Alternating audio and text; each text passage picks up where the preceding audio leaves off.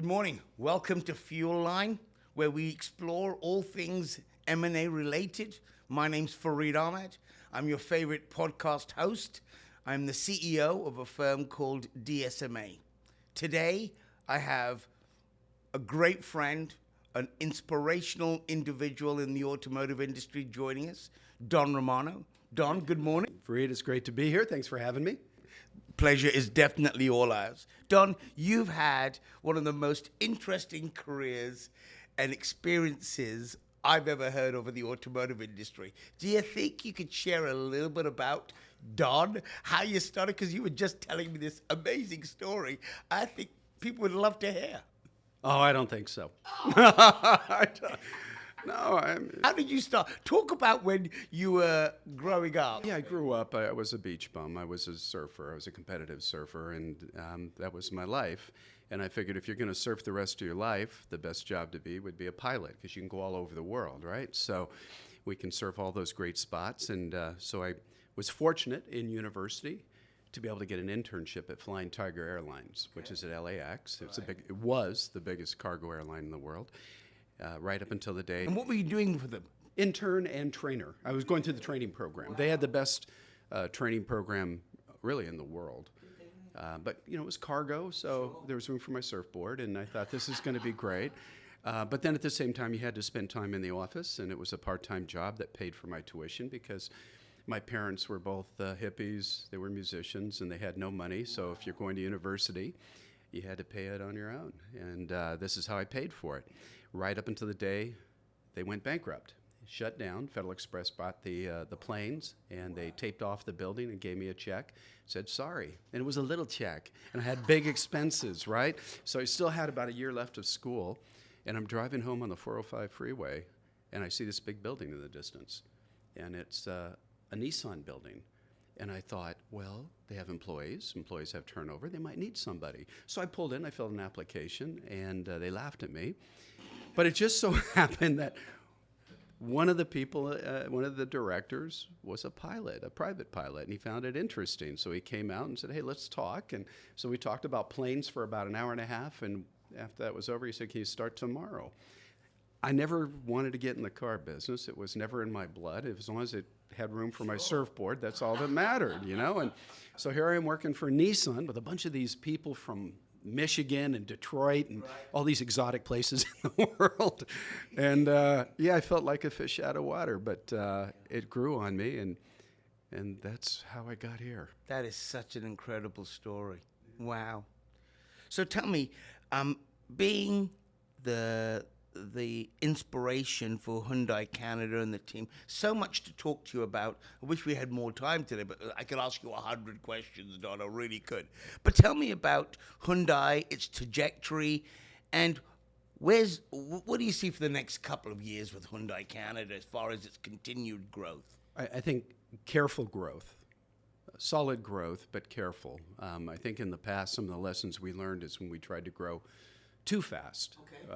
You know, you tend to, it's like driving too fast on a slalom course, and you start hitting a lot of cones. And we don't want to hit any cones. We want to be able to win the race, but we want to be able to make sure that we do it the right way. Right. And I would say over the last 7 years, have been doing it the right way. So we're now the #2 import brand in Canada. We're the #2 electric vehicle brand in Canada. Really? I did not know that, Don. Yeah. Next to the other, whatever the other company, what are they called? In the U.S. And we're going after #1 in both sides. And we're going to be opening a plant very soon. It's going to help. And where will this plant be? Savannah, Georgia. Oh, Savannah, Georgia. Yep. And we're still big believers in electrification. So despite what the media may say about the downturn, which we have not seen, we continue, it's our fastest growing segment. We continue to have great demand. So we still believe that the future eventually we run out of this stuff. It's a limited supply, and that's not my hippie parents talking. That's now their liberal CEO's son saying it's just a matter of, you know, not if, but when. But you might as well get started now, and so we believe that it's right for society that we continue to move forward. We think it's just a matter of time before we have the infrastructure throughout the country that will support it. We do not have it now, and that's the biggest challenge. But we also believe the technology is going to change.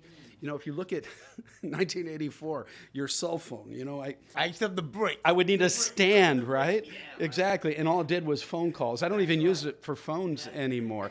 But every aspect of technology has evolved. Why do we think that EVs, cars, aren't going to evolve? I believe we're going to have EVs that go 1,000 kilometers and charge in 5 minutes in the not too distant future. I think this is, and once you do that, it's game over. So why would you get out of the game now just because the press is saying, well, you know, it's slowing down and it's not as popular as it was? I don't know what numbers they're looking at, but certainly not ours. And we're still extremely excited about EVs. And so this is, but we're excited about growing steadily, growing the brand before the sales so that we're pulling sales and not pushing it. Right. And I believe we've come a long way in the last 10 years. If you look at our dealers and the dealerships, the facilities, and all that they've invested, over $1 billion. Have they really? Over $1 billion in new facilities. The brand looks remarkable out there. The customers enjoy the experience. And, you know, we're ready to take on the world because the world's coming to Canada. Sure. You know, we do a lot of analysis in DSMA, sometimes about inventory levels, and we noticed that some manufacturers have an extremely high amount of inventory on ground. I look at your manufacturer, and you guys seem to be one of the most balanced in inventory on day supply. Tell me, has the supply chain now resolved itself as far as you're concerned? It's not a supply chain issue. What is it then? It's demand versus supply production. I just had a meeting with my National Dealer Council last night, and the first thing they started screaming about, and rightfully so, is they want more vehicles. And that's because, and we're up 18% over last year, and we're well over our targets. And I'm like, guys, we're growing just fine right now. But they want more, and if I was a dealer, I'd want more too. But we need to grow steadily, or you end up getting into brand detrimental activities that, you know, take you back to where you don't want to be, right? High interest rates on high inventory and slow demand makes you do all kinds of crazy stuff. We don't have that. We have, I wouldn't say balance. We are low, but I'm getting a lot of support from Korea and the U.S. to bring it up a bit, and I think we deserve that. So I think the dealers need it, but just a bit. I don't want to get to the point where they're just swimming in inventory. Sure. You know, a lot of people, a lot of organizations, some of the most reputable groups in Canada approach us and say, do you know if there's any open points coming for Hyundai anywhere in Canada? I'm sure you get that very same call. Tell us about your infrastructure, your dealer network. Are you satisfied? Are you at optimum levels of dealers? Where do you stand on that issue? Yeah, we're optimum. I mean, I would, number one, I think we have the best dealers in the world, not just in Canada. Wow.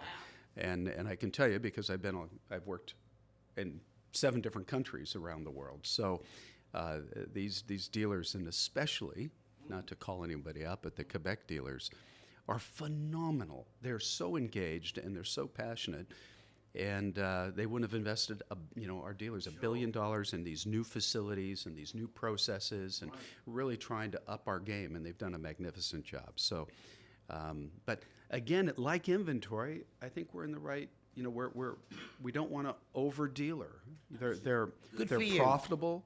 They're doing a good job. They're covering all the markets as we would hope. And we're just going to continue to work on throughput. I want to see if sales increase, I want it per dealer. I want to see an increase. I don't want to just increase my sales and watch their sales go down because I added 20 or 30 dealers. Very refreshing attitude. Let's switch gears a bit. Excuse the pun. Let's switch gears a little bit, and let's talk a little bit about, we at DSMA are very proud of our diversity within our team. We have 69 members now, and we come from 27 different backgrounds and cultures. But I notice year after year, your organization is always recognized as one of the most diverse, and you win these awards. That couldn't have happened by accident, Don. So let's talk a little bit about that, and maybe give some guide to some other people that are looking at their own organization and saying, let's talk about diversity. Maybe you could share some thoughts on that. Oh, I'd love to. when you're raised by hippies, and we had an old Pontiac Safari station wagon, with peace signs on it. I mean, literally, that's how I grew up, and but all the other musicians that were our parents' friends, they were from all walks of life. I mean, they came from South America, Africa, all over the world. That's just how we grew up. And we grew up in a very diversified, predominantly Hispanic environment. So I had that upbringing. And then, when I took this job on, shortly thereafter, Jose Munoz took over for North America down in the States. And he was an inspiration, He just started bringing in a lot of diversity into his organization, and he and I just kind of aligned on the way we saw the world and where we wanted to be, both from an altruistic point of view, but also, probably more importantly, even from a business point of view. Because if you look at the composition of America and Canada, you're seeing a melting pot, right? And you're seeing the customers. If you get, if the CEOs get off their rears and go into the dealerships and sit there and watch what's happening. Look who walks through the door. They don't look like me. They look more like sometimes you, sometimes me, sometimes you, and sometimes everybody else. I mean, we really have an incredible, diversified civilization here that I'm proud of. I'm proud to say I'm Canadian. I've been a Canadian for 20 years. And to me, if you can't relate to those customers, if your organization can't relate to it, your business will fail. 100%. You cannot be a homogenous, what our industry used to be, a bunch of old white guys. And so... Like you and I, you mean? Exactly. And it's working. It's making sense because we do, and I still say we have a lot of work to do because we're over 50% minority already, identified minority. We are one of the only. And we are 47% female, which if we were to go back 20 years ago, right? And that just didn't exist. So we've made a lot of great improvements, but you can see the results in the numbers and in the brand recognition. So it's working. I want to talk about mentorship. I know one of the things that you're famous for and your legend is about how you've mentored so many people in the industry. Mentorship to me is so important to make sure that people that follow you get a chance to become great leaders themselves. Talk to me a little bit about your philosophy on mentorship. My main focus is Black Canadians because I think if there's one demographic, if there's one area in our country that hasn't been given a fair shake, that's it.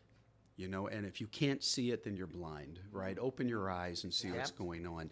There are they deserve the best opportunities we can give them to balance out because, especially again in our industry, you just don't see enough of that diversity coming through our doors looking for jobs. And so we have to start right from the beginning, from recruiting, going out to the universities, talking even to high schools, right?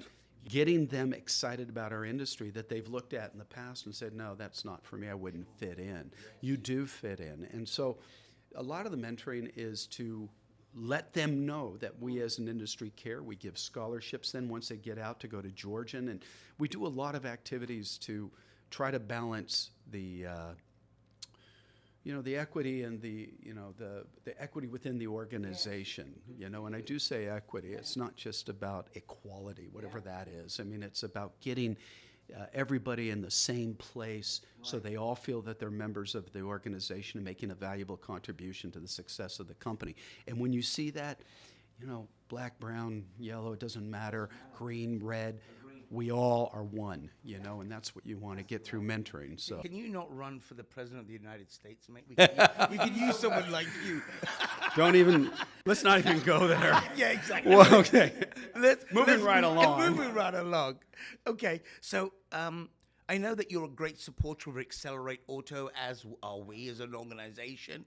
Tell me about what else organizations could do to support such an organization, such as Accelerate Auto? And how do they get involved? I was lucky enough to be invited very much like you at the very early stages, but that's a good initiative, don't you think? Well, Chris Nabata, who started it, is a close friend, and I mentored him for many years, and we said, hey, it's time to do something about it. And he started that organization. But at the same time, we were the first to join Black North. There's a lot of organizations out there that give you the opportunity to associate, to learn, to mentor, and to meet really great people that will help further your organization. So I think the first step is, for me, it was making sure that my team, that I wasn't like going so fast on the boat that the water skiers were left in the wake, right? They all have to come together. So I want to make sure that the team was embracing the same philosophy. And that takes time and training. So every month we'd have 2 or 3 speakers. Sometimes during the pandemic it was Zoom, but now it's live. They come in and, pinball was in just the other day, and we have a lot of people come in and talk about their experience and give us ideas on what we can do to further our business. Then the whole team comes along, and then suddenly, hey, I know this organization, I know that. Some start their organizations. We started Empowerment Auto, which is dedicated to bringing females into automotive, and it was done by 3 of my PR and 2 of my HR employees said, hey, we're going to start it. First time we had about 100 people that showed up. Now it's standing room only. You can't even get in, and we have to take the Fairmont down, the Royal. Yes, Royal York. We have to rent the ballroom there to fit everybody. This is over 4 or 5 years. So just do something is the answer to your question. Don't just sit back and wait for somebody to come to you. Go out to them and make a difference. So let's stay on the topic of mentorship. Everybody, I can think back to the great mentors in my life. In fact, one I'm proud to say is Steve Quinn, who's one of my mentors, one of the smartest people I know.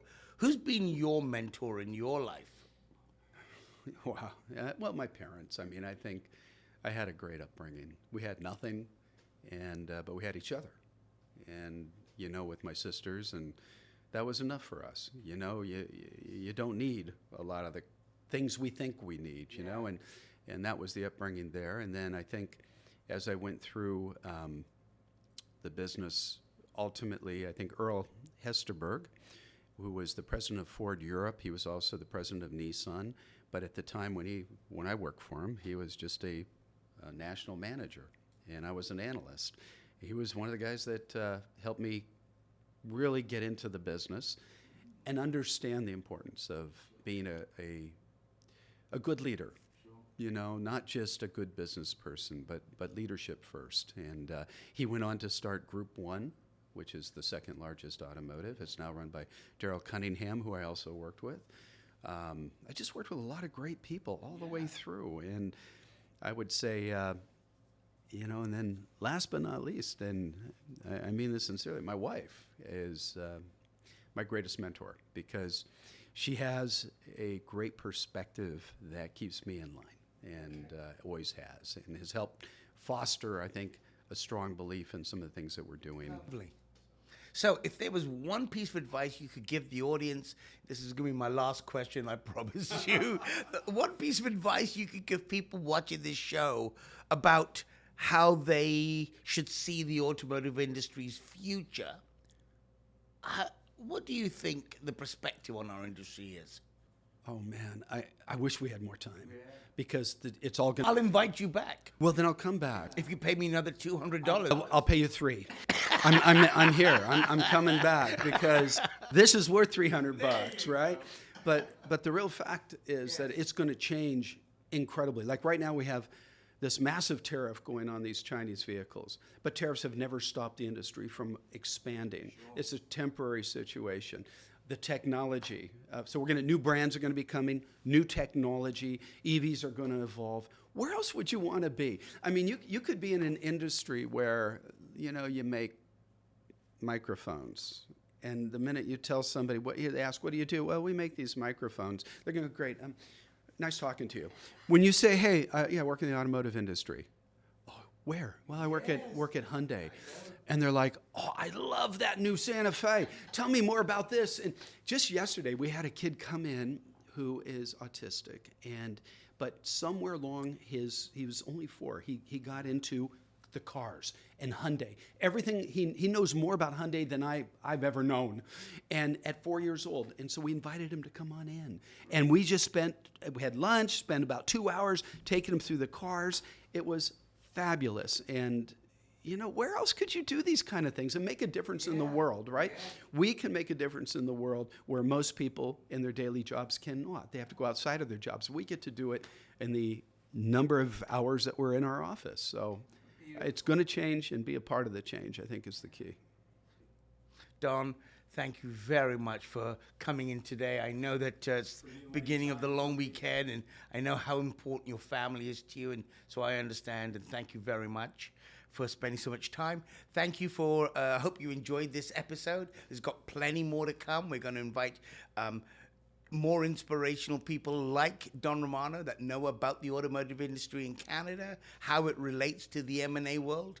Please like, follow, share. Make sure that you stay with us. Another episode is going to be coming pretty soon. Welcome to The Fuel Line. My name's Fareed Ahmad, and thank you very much for spacing some time today.